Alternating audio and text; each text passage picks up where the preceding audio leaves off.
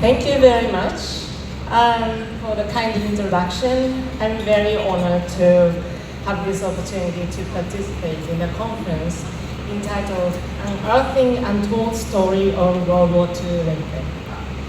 I'd like to convey my sincere gratitude to the organizer, Leyte Summer Heritage Society, and also the participants today.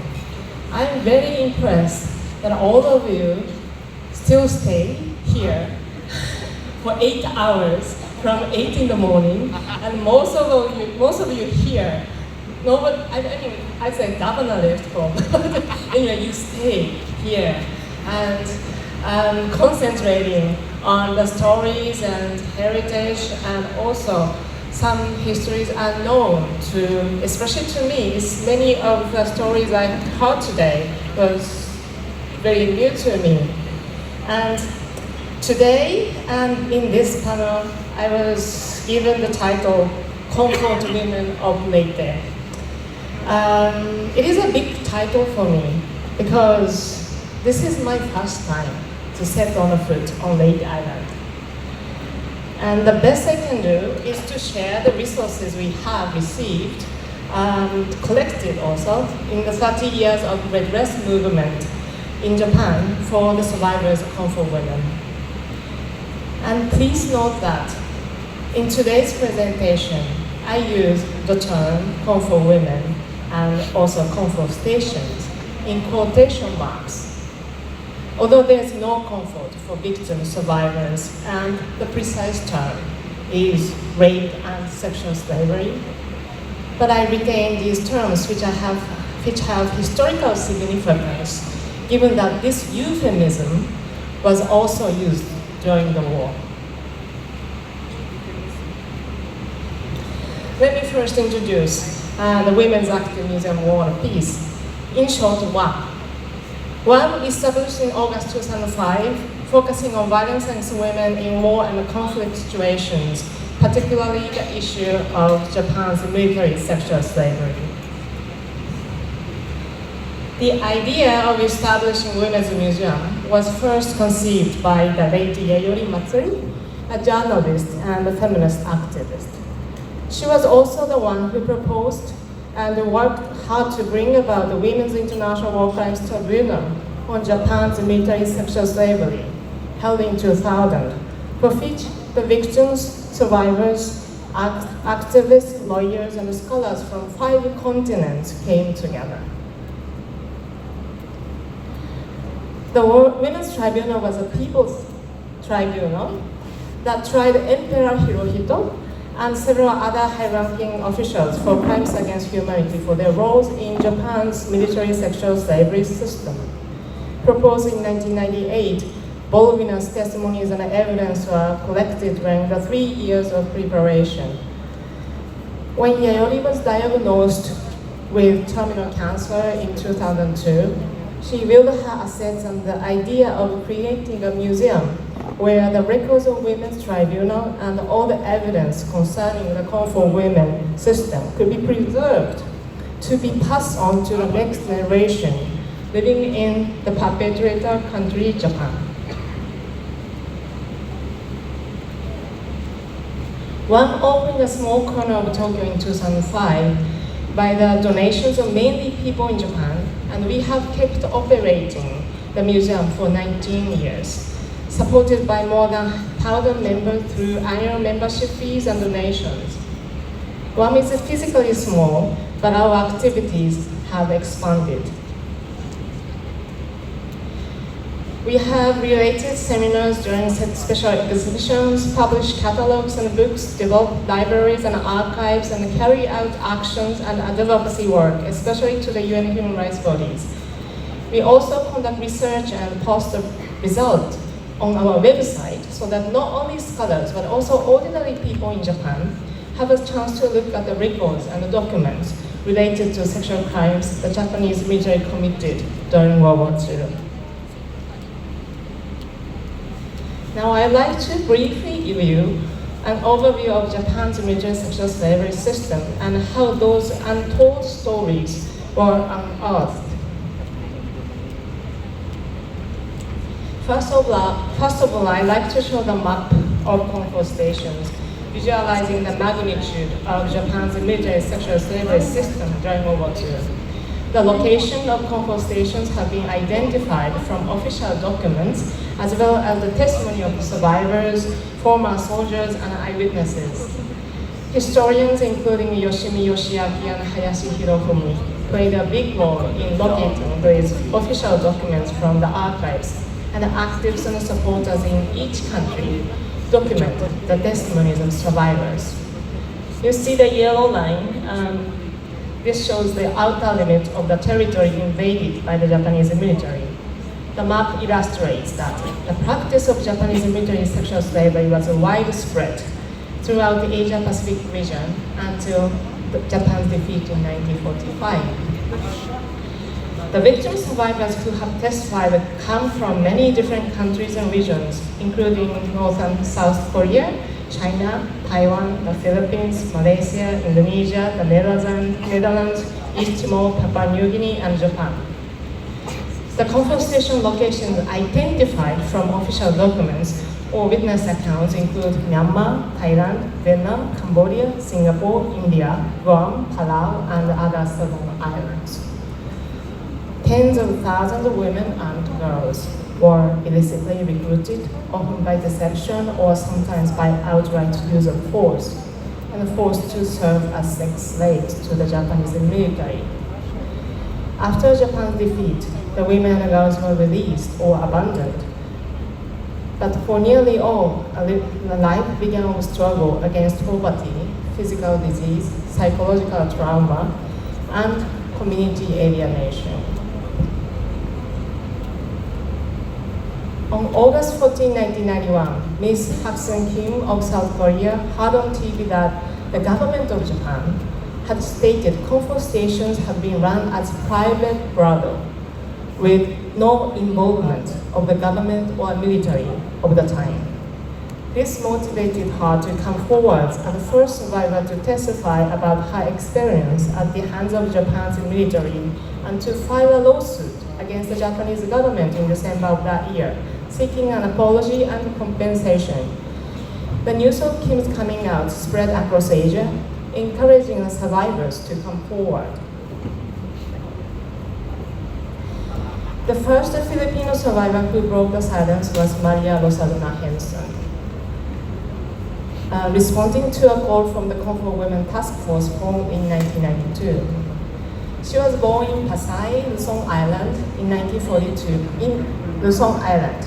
In 1942, at the age of 14, she was raped by 2 Japanese soldiers when she was collecting firewood around Fort McKinley. She felt such intense anger against the Japanese army. She joined the anti-Japanese guerrilla army Takubara Hub. One day in April 1943, when she was trying to pass by checkpoint in Angeles with the other 2, she alone was stopped and taken to the hospital, which had been requisitioned as a military garrison. There she was raped by numerous soldiers from 2 to 10 p.m. every day for 9 months until she was saved by guerrillas. So there's many role guerrilla took in this as today's discussions. And she came to Japan to testify in public forum held in December 1992 for the first time, and published her autobiography in English and Japanese. In April 1993, Lola Rosa and 17 other survivors from the Philippines filed a lawsuit against the Japanese government at Tokyo District Court for apology and compensation. 28 women joined the suit in September of that year. The group of Philippine survivors, with a total of 46 plaintiffs, was the largest group among the 10 lawsuits filed by the victims in the Japanese court.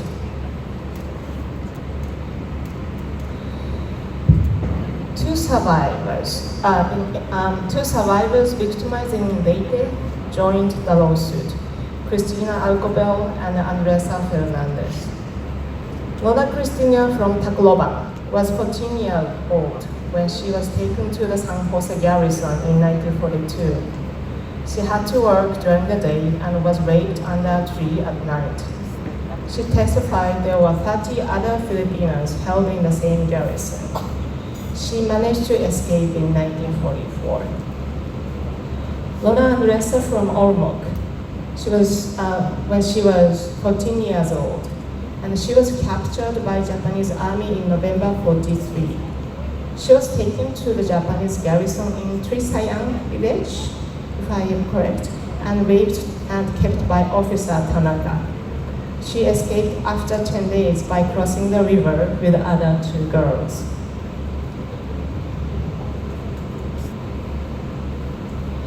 On Christmas Day 2003, the Filipino survivors' lawsuit was finally dismissed by the Supreme Court of Japan after 10 years of struggle.